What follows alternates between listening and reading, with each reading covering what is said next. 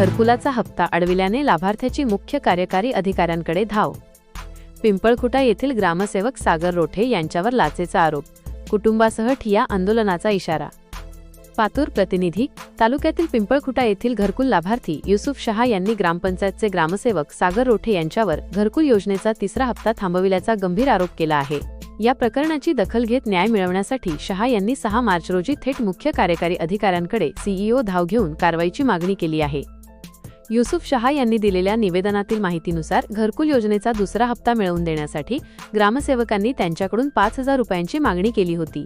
ती रक्कम दिल्यानंतरच दुसरा हप्ता खात्यात जमा झाला। मात्र आता तिसरा हप्ता मिळवून देण्यासाठी पुन्हा 5,000 रुपयांची मागणी केली जात असल्याचा खळबळजनक आरोप शहा यांनी केला आहे। पैसे देण्यास नकार दिल्याने ग्रामसेवक सागर रोठे गेल्या 2 महिन्यांपासून प्रस्तावावर स्वाक्षरी करण्यास टाळाटाळ करत असून जाणीवपूर्वक हप्ता थांबविल्याचे निवेदनात नमूद करण्यात आले आहे। कुटुंबाची हलाखीची परिस्थिती। तक्रारदार युसुफ शहा हे मजुरी करून आपल्या कुटुंबाचा उदरनिर्वाह करतात। त्यांच्या आईला मधुमेह, शुगर आणि रक्तदाब बीपी यांसारखे गंभीर आजार असून त्यांच्या उपचाराचा खर्च मोठा आहे। अशा परिस्थितीत हक्काच्या घराचा हप्ता अडकल्याने त्यांच्यासमोर मोठे संकट उभे राहिले आहे।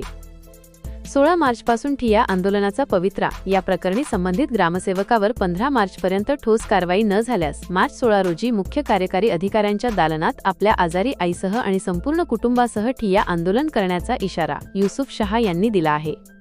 आता या प्रकरणावर जिल्हा प्रशासन काय भूमिका घेते याकडे सर्वांचे लक्ष लागले आहे।